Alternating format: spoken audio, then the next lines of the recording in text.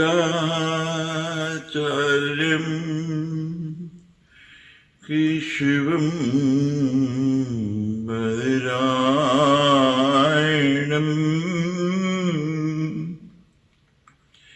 सूत्रभाष्यकृतो वन्दे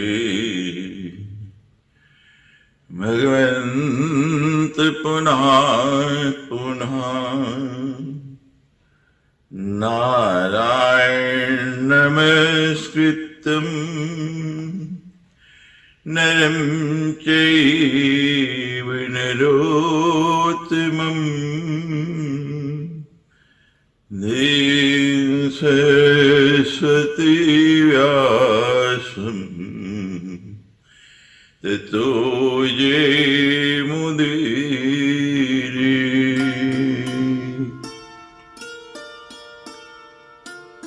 यत्पदपङ्कजरजैः समवाप्य विश्वम्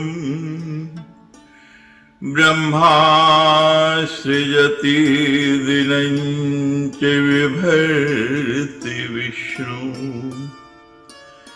रुद्रैः सहर्ति नेतिरथा समर्था तस्यै नमस्तु जगदम्बिकायै।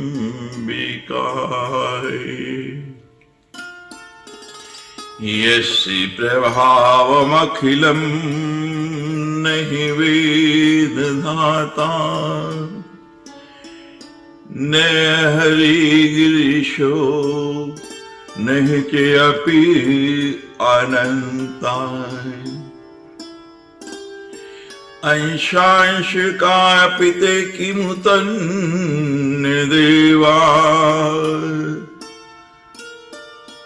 तस्यै नमोऽस्तु जगदम्बिकायै। तस्यै नमोऽस्तु जगदम्बिकायै।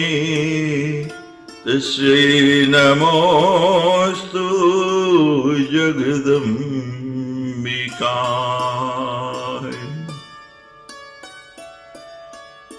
इति श्रुत्वा कथं दिव्यं विचित्रो कुम्भसम्भवे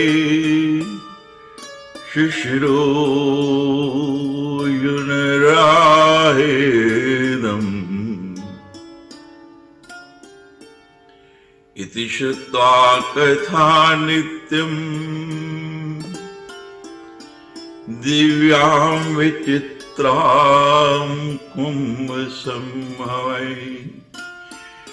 शुश्रूषुपुनराहेदम्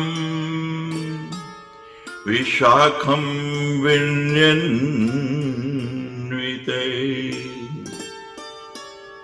इस अलौकिक एवं विचित्र कथा को सुनकर बार बार सुनने की इच्छा वाले अगस्त जी ने बड़ी विनम्रता पूर्वक हाथ जोड़कर भगवान कार्तिकेय जी से कहा, देव देव सेनापते देव विचित्रेयं श्रुत कथा पुर्यञ्च महात्म्यं वद भागवतस्य मे। हे देव सेनापते, मैं ये बड़ी ही विचित्र, बड़ी ही सुंदर, बड़ी ही मन भावन कथा सुन रहा हूं। अब आप देवी भागवत महात्म्य का दूसरा महात्म्य मुझे सुनाइए। हे मित्रवर्ण से प्रकट होने वाले मूले कार्तिक जी के कहने लगे कि अब आप दूसरा महात्म सुने और उरद नारद जी जन्मेजय को सुना दे। जिसके एक अंश में भागवत की महिमा कही गई हो, धर्म का विशद वर्णन किया गया हो और गायत्री का प्रसंग आरंभ करके उसकी महिमा दर्शाई गई हो, उसे भागवत के रूप में जाना जाता है। यह प्राण देवी भगवत के महात्म्य से परिपूर्ण होने के कारण इसे श्रीमद् देवी भागवत कहा जाता है। ये परा भगवती ब्रह्मा विष्णु और महेश की आराध्य है। ऋषि कहरी ऋतवाहक नाम से विख्यात एक महामुनि बुद्धि संपन्न मुनि थे। रेवती नक्षत्र के अंतिम भाग में गंडांत योग में उनके यहां समय अनुसार एक पुत्र उत्पन्न हुआ।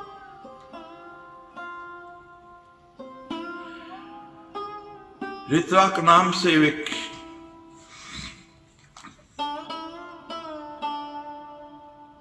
उन्होंने उस पुत्र का जात कर्म आदि क्रियाएं, चूड़ाकरण, उपनयन आदि संस्कार विधि पूर्वक संपन्न किए।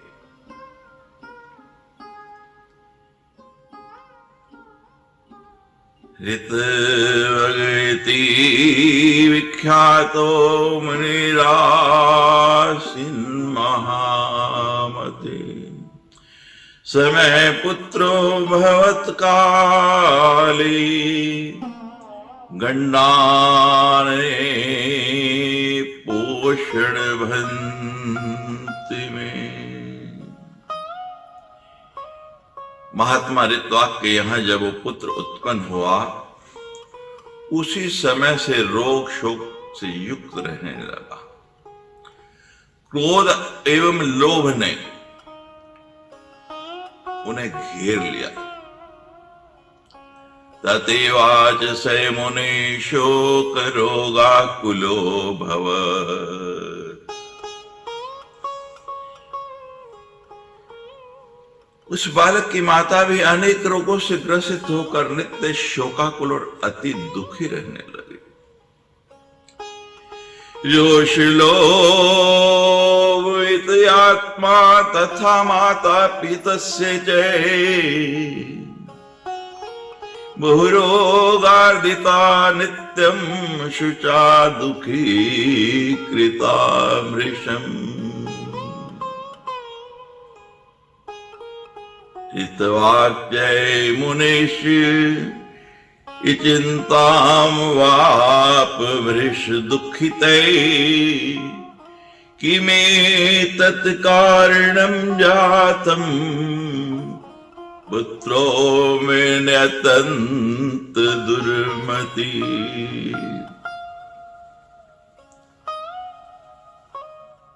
मुनि ऋतवाक अत्यंत दुखी और चिंतित होकर सोचने लगे कि ऐसा क्या कारण है मेरे यहाँ ये अत्यंत दरिद्र पुत्र उत्पन्न हुआ है।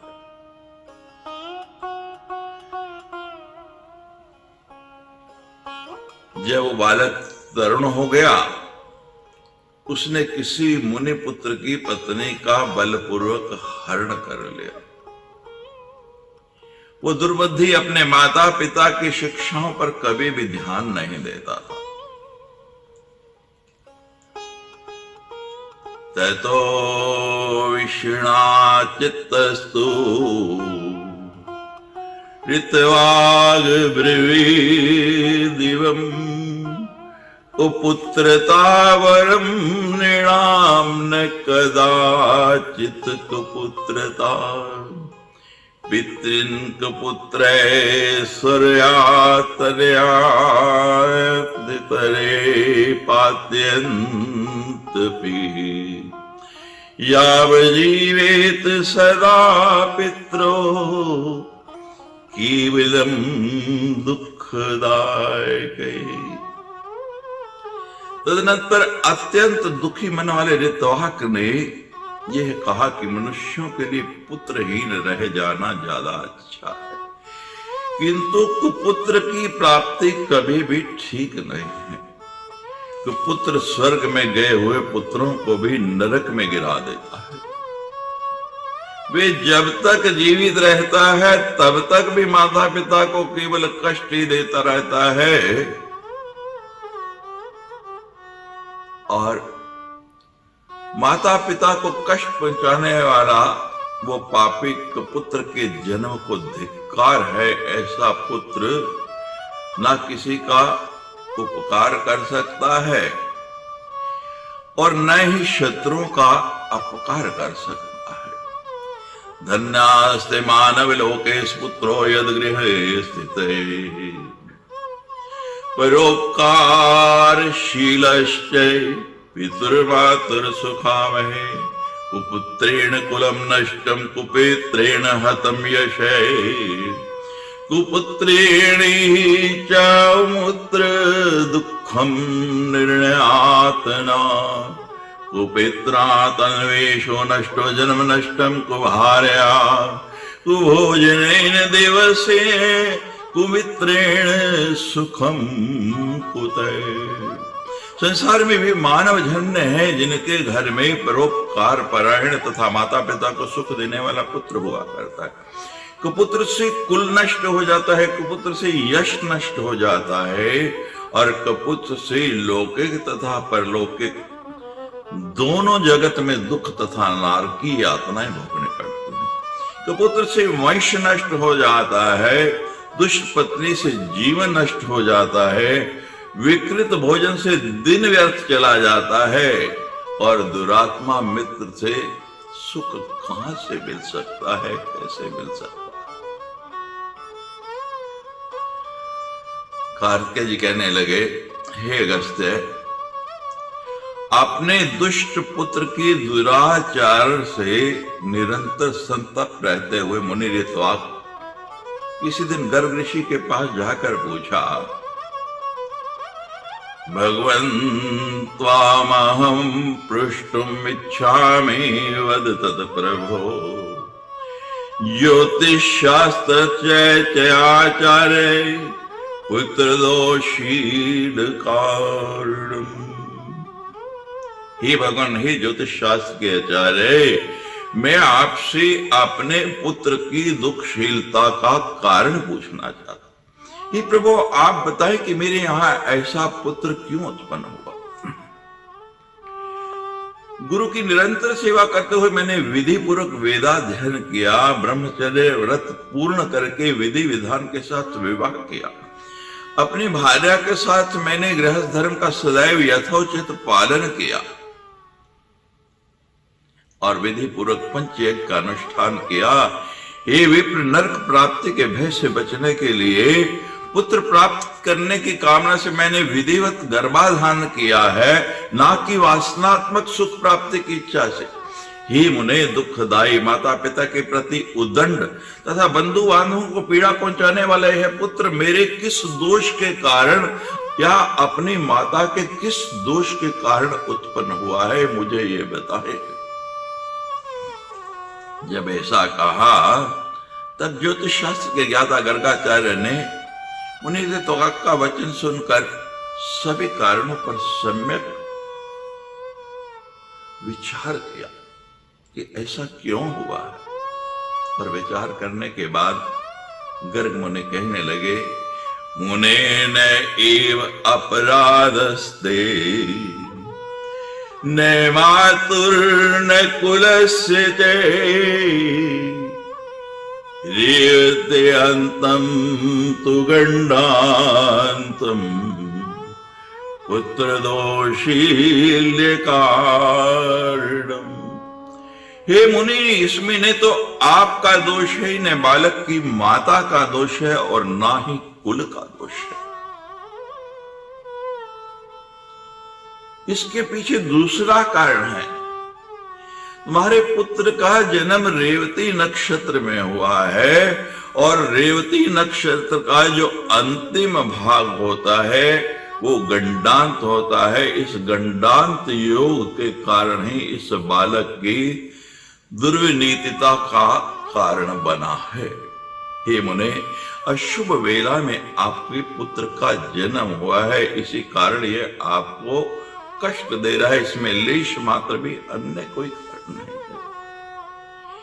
इसलिए हे ब्राह्मण, इस दुख के शमन के लिए आप प्रयत्न पूर्वक समस्त दुर्गतियों का विनाश करने वाली कल्याणी जगदम्बा दुर्गा की आराधना कीजिए। रेवती नक्षत्र का हमारे 27 नक्षत्र हैं, उनमें से रेवती नक्षत्र का जो चौथा चरण है उसको गंडांत माना गया है। उस वेला में जिस संतान का जन्म होता है वो दुखदायी होती है। गंडमूल उसमें कुंडली में रहता है और उसकी शांति के लिए पाठ कराना पड़ता है, जप कराना पड़ता है। और यही कारण इस बालक के ऋतवाक के पुत्र के कारण हुआ। जब ऐसा सुना, गर्गस्य वचनम श्रुत्वा ऋतवाक क्रोध मूर्छिता रेवतीं दुःशापासो व्यावरणो पतते रवि। ऋतवाक मुनि क्रोध से मूर्छित से हो गए और उन्होंने क्रोध से कांपते हुए रेवती को शाप दे दिया है कि तुझे आकाश में तारा मंडल में रहने का कोई अधिकार नहीं है। और उस ऋषि के शाप देते ही वो रेवती नक्षत्र जो है काश से नीचे गिरे। दते शापे तो तेरात पुण्यो मज्ज पपात खात कुमदादो भासमानम सर्वलोकस्य पश्यते। ऋतु मुनि ने शाप देते हुए चमकता हुआ वो रेवती नक्षत्र सभी लोगों के देखते देखते आकाश से कुमुदगिरी के पर्वत के ऊपर आ गया। अब उस रेवती नक्षत्र का वो जो तेज कुमुदगिरी पर्वत पर गिरा, उसके कारण वो पर्वत ही रेवतक नाम से प्रसिद्ध हो गया। दत्त्वा शापं चेरेते गर्गोक्त विधिना मुनि समाराध्य अंबिकां देवी सुख सौभाग्य भाग। रेवती को शाप दे करके मुनि ऋतवाक ने महर्षि गर्ग द्वारा बताए हुए विधि विधान के अनुसार देवी भगवत की सम्यक आराधना की और उस आराधना को करके सुख प्राप्त किया। कार्तिकेय जी कह रहे हैं, हे मुने रेवतस्य वृक्षस्य ते तेजस्मा जाता तु कन्यका रूपेण प्रतिमा लोके दित्या शरीरिया भवत। इस रेवती नक्षत्र की महान तेज से कन्या उत्पन्न हो गई जो अनुपम रूपवती होने के कारण लोक में दूसरी लक्ष्मी के भांति प्रतीत हो रही थी। रेवती नक्षत्र की कांति से प्रादुर्भूत उस कन्या को देखकर मुनि प्रमुच ने प्रसन्न होकर उसका नाम ही रेवती रख दिया। ब्रह्म ऋषि प्रमुच उस कुमदा पर्वत पर जब भ्रमण करते करते पहुंचे तो उस सुंदर कन्या को देखा। ये किसकी कन्या है? इतनी सुंदर, इतनी दिव्य, बरबस मन को अपने ओर आकर्षित करने वाली इस कन्या को कौन यहां छोड़ गया? बार बार आवाज लगाई, कोई इसका माता पिता, कोई इसका संबंधी अगर सुनता है तो आए। कन्या बार बार ऋषि को अपनी ओर खींच रही, आकर्षित कर रही। ऋषि ने उस कन्या को गोद में उठा लिया। धीरे धीरे अंधकार होने लगा। कहा कि पर्वत पर यह कन्या पड़ी रही तो कोई ना कोई जीव जंतु आएगा, इसको खा लेगा। इतनी सुंदर, इतनी दिव्य है। और गोदी में जैसे ही लिया, उस कन्या ने जिसे वात्सल्य उमड़ाया प्रमुख ऋषि के अंदर। जब बार बार भी कोई पुकारने पर नहीं आया तो उसे प्यार से रेवती पुकारते हुए अपने घर ले आए। उसका लालन पालन करने लगे। धीरे धीरे कन्या बड़ी होती गई, युवा हो गई। और जब युवा हुई तो ऋषि को उसके विवाह की चिंता हुई। बहुत खोजने पर भी ऋषि को उसके अनुरूप कोई वर नहीं मिला। क्योंकि वो कन्या इतनी सुंदर सी, नक्षत्र के तेज से उत्पन्न हुई हुई वो कन्या, उसके अंग अंग से जैसे सुंदरता प्रकट हो रही, तेज प्रकट हो रहा, वैसा अगर कोई मिले ना तो नित्य प्रति प्रमुच ऋषि होम करते थे, हवन करते थे, अग्निदेव की उपासना करते थे। उस दिन यज्ञशाला में गए, अग्नि को प्रकट किया और प्रमुच ऋषि अग्निदेव की स्तुति करने लगे। कुछ की उस स्तुति के गान से प्रसन्न होकर वो अग्निदेव स्वयं उस अग्निकुंड से प्रकट हुए और कहने लगे, हे मुने, क्या चाहते हो, क्या इच्छा है? कहने लगे, प्रभु मैं बूढ़ा होते जा रहा हूं, ये कन्या युवा है, इसके लिए कोई योग्य वर नहीं मिल रहा मुझे, अब मैं कहां जाऊं, आप ही कोई कृपा करें कि इसके लिए योग्य वर मिल जाए। दुर्दमो भवति भरता मुनेभ्यः पृथ्वीपति इति श्रुतो वचावहने प्रसन्नो भुवन मुनिस्तदा। अग्निदेव कहने लगे, हे मुनि, इस कन्या के पति धर्म परायण, बलशाली, वीर प्रिय, भाषण करने वाले और अपराजय राजा दुर्दम होंगे। जब अग्निदेव के ये वचन सुने हैं तो ऋषि अत्यंत प्रसन्न, और संयोग भी ऐसा हुआ, ऋषि तो अंदर यज्ञ कर रहे हैं और उसी समय आखेट के बहाने दुर्दम नामक वो प्रतिभाशाली राजा उन्हीं प्रमुच के आश्रम में आ गया।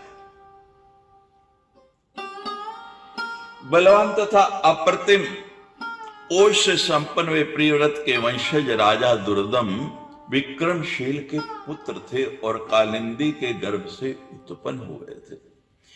मुनिराश्रमं विश्येतं दृष्ट्वा महामुनिम् आमन्त्रेतां प्रिये चैति रेवतीं पृष्टवान् नृपः।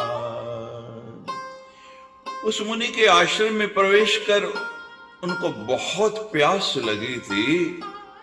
उन्होंने वहां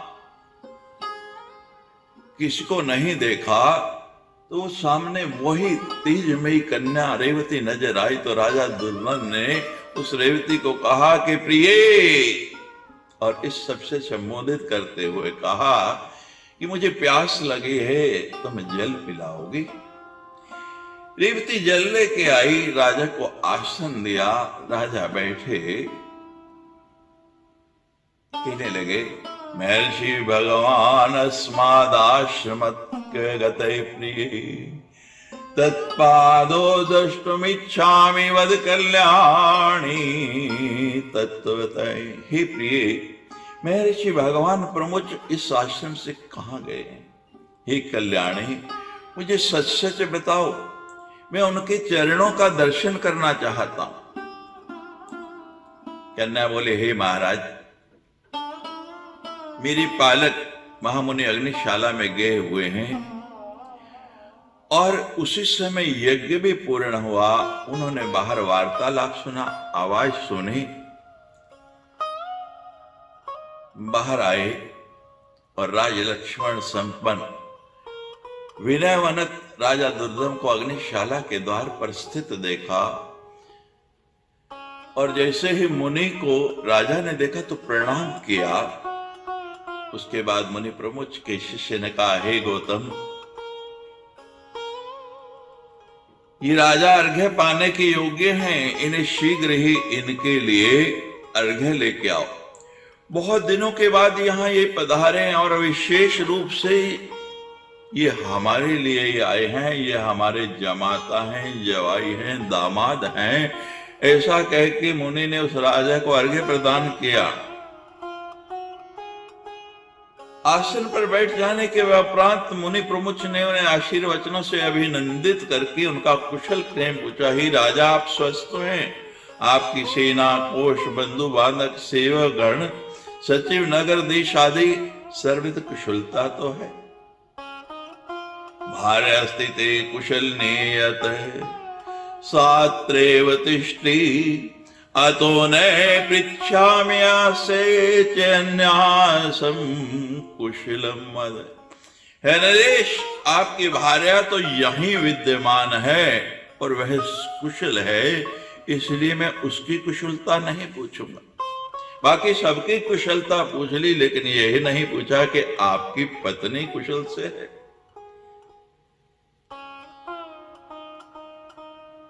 जब ऐसा सुना तो राजा कहने लगा, हे भगवान, आपकी कृपा से मेरी सर्वविध कुशलता है, प्रजा भी सुखी है, राजे भी सुखी है, मैं भी सुखी हूं। लेकिन भगवान, आपकी बातें सुनकर मेरी एक जिज्ञासा है, मेरी कौन सी भार्या यहां पर है? ऋषि बोले, रेवती नाम ते भार्या रूपेण प्रतिमा हुई विद्येरे तत्र कथम पत्नी ताम नवेसी मही। तो दुर्दम कहने लगे, महामुनि, मेरी सभी पत्नियां तो घर पर हैं, मेरी कौन सी पत्नी यहां है मैं ये नहीं जानता, मुझे इसका ज्ञान नहीं है, मुझे इसका संज्ञान नहीं है, आप बताइए।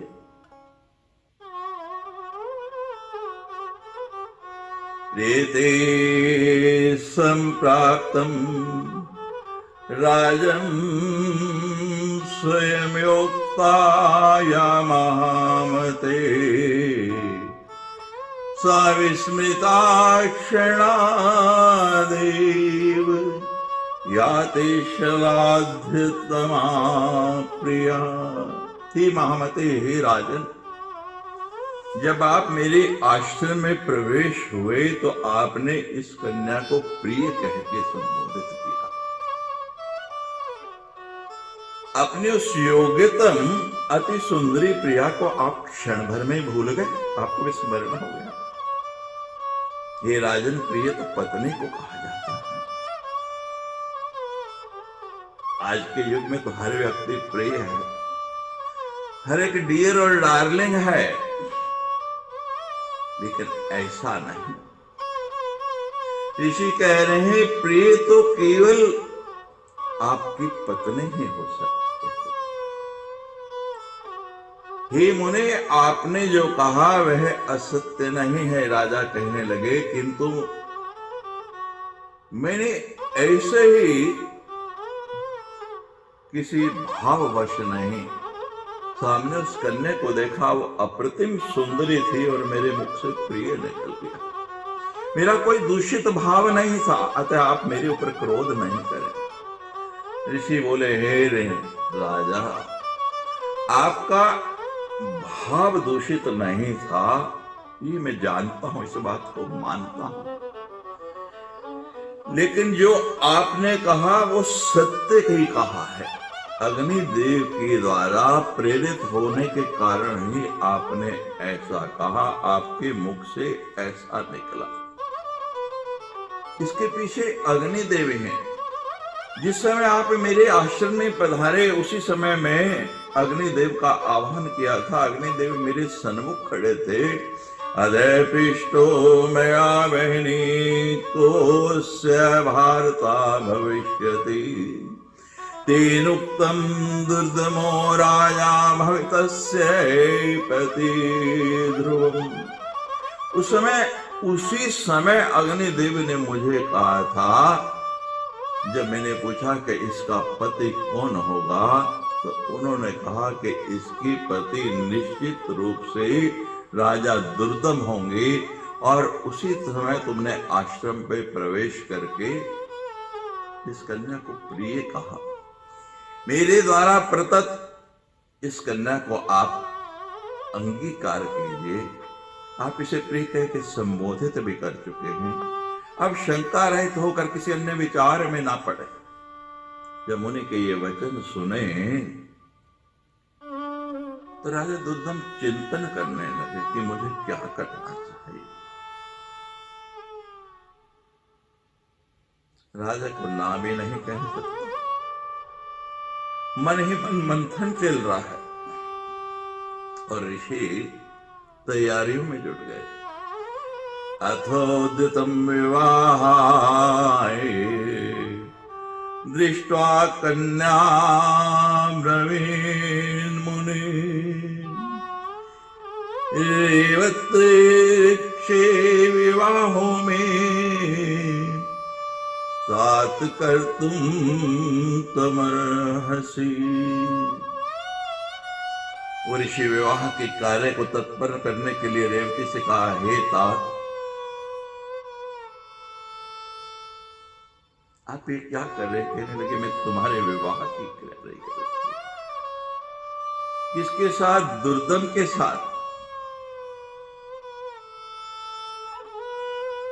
ये जो राजन आए हैं अति श्रेष्ठ और तुम्हारे योग्य वर हैं।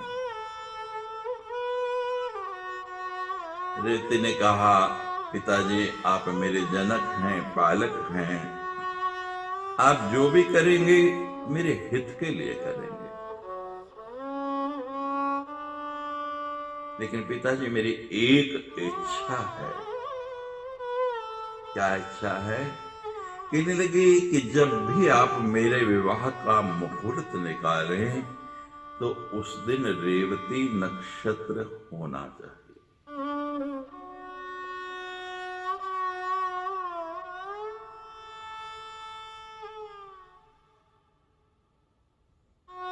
ऋषि कहने लगे, हे रेवती, विवस्से विवाहायो ज्ञाने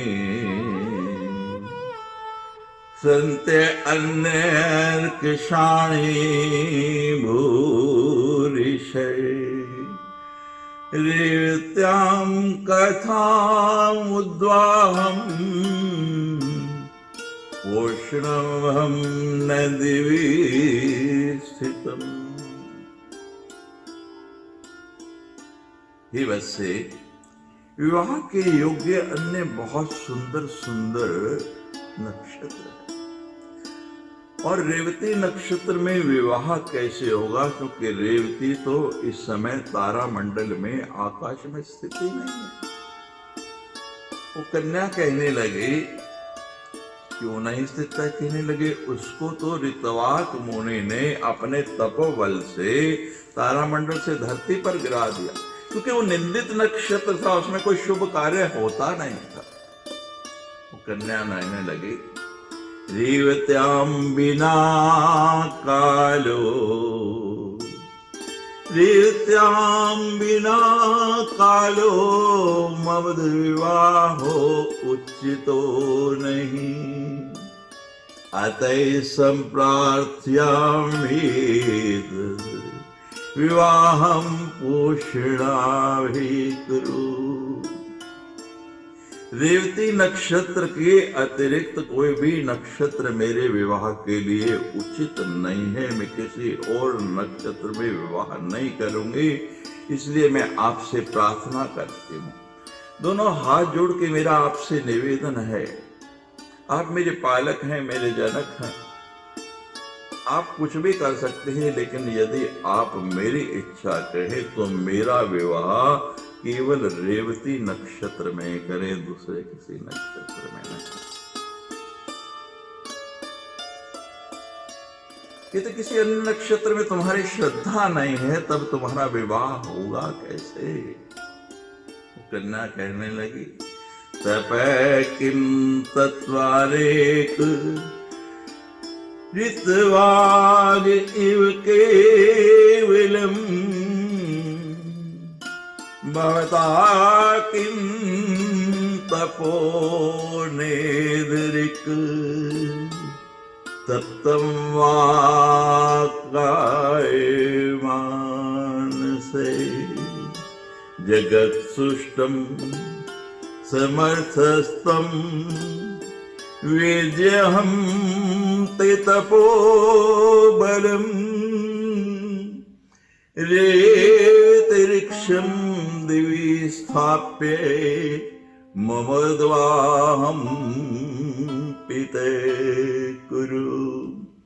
हे पिताजी, मैं आपके तपोबल को जानती हूं, मुझे अच्छी तरह से पता है। बचपन से लेके अब तक मैं आपके साथ थे। आप तो जगत की सृष्टि करने में भी समर्थ हैं। आप भगवती के उपासक हैं, देवी के उपासक हैं। अतः आप अपने तप के प्रभाव से इस रेवती नक्षत्र को पुनः तारा मंडल में स्थापित करके उस नक्षत्र में ही मेरा विवाह कीजिए। ऋतुवाक ने गिरा दिया, आप पुनः स्थापित कर दिए। मेरा विवाह होगा तो केवल रेवती नक्षत्र में, नहीं तो मैं विवाह नहीं करूंगी। ऋषि कहने लगे, तुम्हारा कल्याण हो, तुमने जैसा मुझसे कहा वैसा ही होगा। तुम्हारे हित के लिए मैं आज ही रेवती नक्षत्र को सोममार्ग नक्षत्र मंडल में स्थापित कर दूंगा। कार्तिकेय कह रहे, हे अगस्त्य जी, ऐसा कहकर मुनि ने अपने तपोबल से शीघ्र ही पूर्व की भांति रेवती नक्षत्र को फिर से तारामंडल में स्थापित कर दिया। एव मुक्ता मने स्तूर्णम पोषभम सतबलात्, एव मुक्ता मुने स्तूर्णम पोषभम सतपोबलात्, यथा पूर्वम तथा चक्रे सोममार्गे घटोद्भव।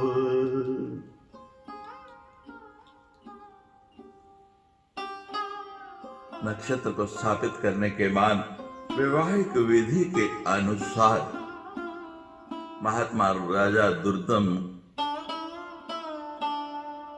से विधिवत विवाह करके वह रेवती कन्या उनको सौंप दे। हित्वा विवाहम कन्याया मुनि राजानं ब्रवीत्, किं ते अभिलाषितं वीर वद तत्पूर्याम्यहम्। कन्या का विवाह करने के बाद मुनि ने राजा से कहा, हे वीर, तुम्हारी क्या अभिलाषा है, तुम मुझे बताओ। तुमको मैं क्या दूं? जंगल में रहता हूं, वन में रहता हूं, तप करता हूं, लेकिन जो भी तुम्हारी इच्छा है तुम कह दो, मैं उसको पूर्ण करूंगा, उसे पूरा करूंगा। राजा बोले, हे मुने, मनोस्या भूमोस्याहम् वंशे जातस्मि मुने, मन्वन्तराधिपं पुत्रं तत्प्रसादाच्च कामे। आज लोग क्या क्या दहेज मांगते हैं। सुनिए दुर्दम ने क्या मांगा। हे महामुने, मैं स्वयंभू मनु के वंश में उत्पन्न हुआ हूं, इसलिए मेरी यही कामना करता हूं कि आपकी कृपा से मुझे मन्वन्तराधिपति पुत्र की प्राप्ति हो। मैं किस कुल से हूं, मेरे कृत्य कैसे हैं, मेरे पूर्वजों ने कितने सुंदर कृत्य किए हैं, हमें उनका अनुसरण करना चाहिए और हम भी वैसे कर्म करें कि आगे हमारी संतानें भी वैसी ही हों। मुनि कहने लगे, यदि आपकी यही अभिलाषा है तो केवल एक ही साधन से यह अभिलाषा पूरी हो सकती है। यद्देशा कामना ते अस्ति दिव्या आराधनम कुरु, विष्यतेव ते पुत्रो मरणवदराधिपः।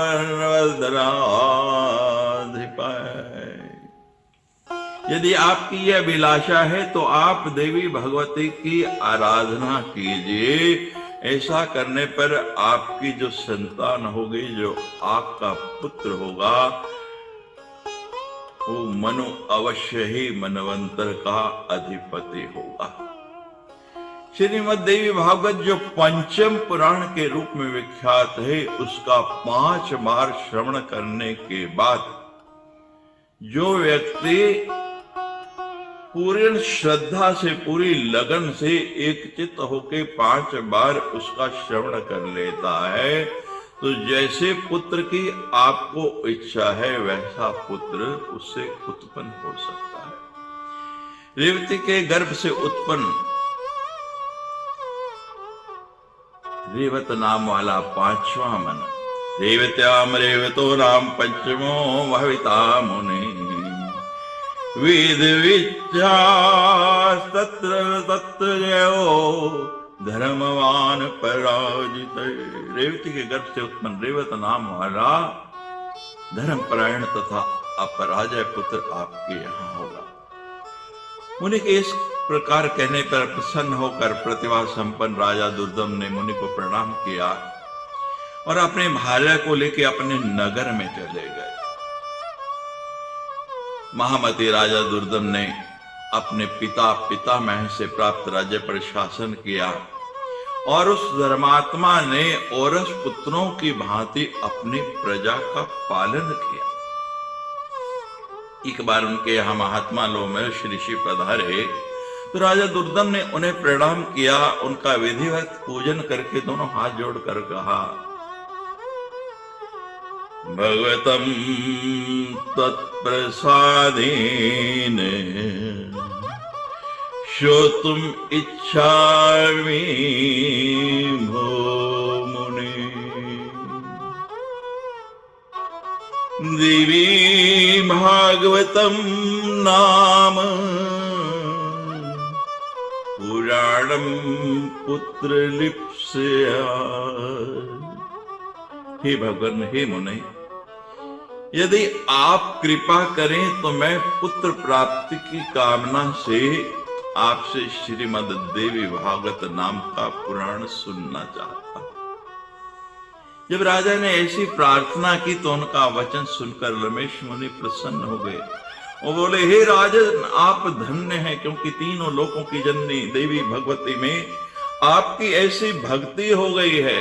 देव दानव तथा मानव की आराध्या वो परा भगवती जगदम्बा में यदि आपकी भक्ति उत्पन्न हो गई है तो आपकी कार्य सिद्धि में कोई भी शंका नहीं है, कोई कारण नहीं है कि आपकी कार्य सिद्धि नहीं हो। आपकी कार्य सिद्धि अवश्य होगी। अतस्त्वां श्रावयिष्यामि श्रीमद् भागवतम नृप, यस्य श्रवण मात्रेण न किंचिदपि दुर्लभम। हे राजन, मैं आपको श्रीमद् देवी भागवत सुनाऊंगा जिसके सुनने मात्र से कोई ऐसी वस्तु नहीं है, कुछ ऐसा नहीं रह जाता कि जो प्राप्त नहीं हो सकता। हे ब्राह्मण, ऐसा कहकर मुनि ने शुभ मुहूर्त शुभ दिन देखा और उस शुभवत कथा का प्रारंभ किया। और एक बार नहीं, 2 बार नहीं, उन्होंने लगातार निरंतर 5 बार राजा दुर्दम को श्रीमद् देवी भागवत की कथा सुनाई। कथा समाप्ति हुई। जब 5वीं आवृत्ति पूर्ण हुई तो राजा दुर्दम ने अत्यंत प्रसन्न होकर श्रीमद् देवी भागवत पुराण तथा लोमेश मुनि की पूजा की। त्वानवारण मंत्रेण मोजिता कुमारिका वायुवांश पत्नी कान दक्षिणाभिर्तोष्यत।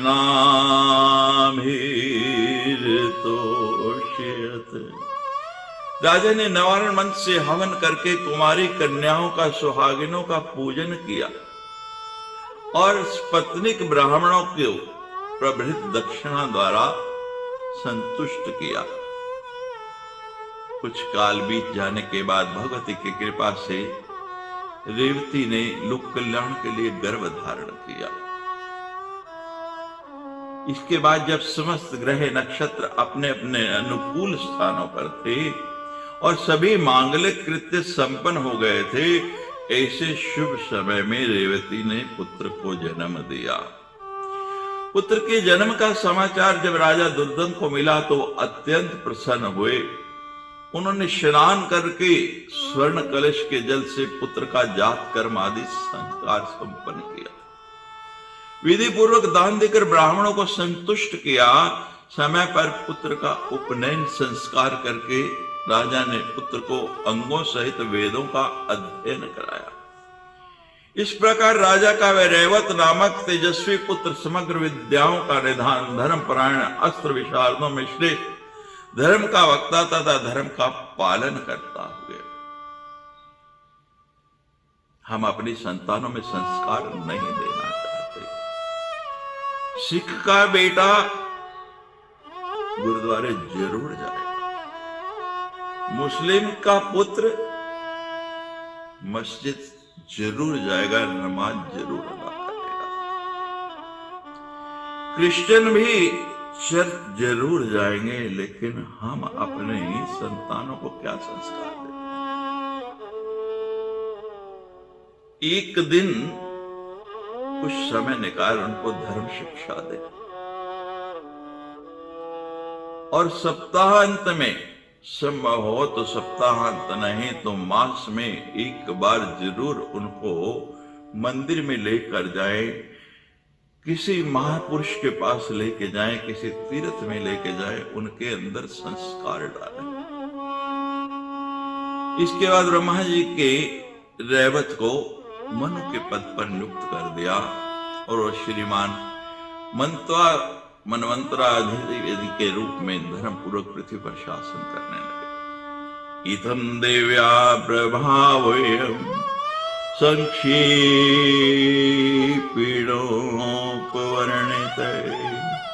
पुराणस्य च महात्म्यं को वक्तुं विस्तराक्षमे। इस प्रकार मैंने देवी भागवत के इस प्रभाव का संक्षिप्त रूप से वर्णन कर दिया है।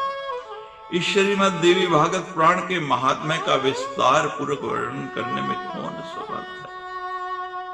सूत जी कहते हैं, हे ब्राह्मणे, इस प्रकार श्रीमद् देवी भागवत महात्म्य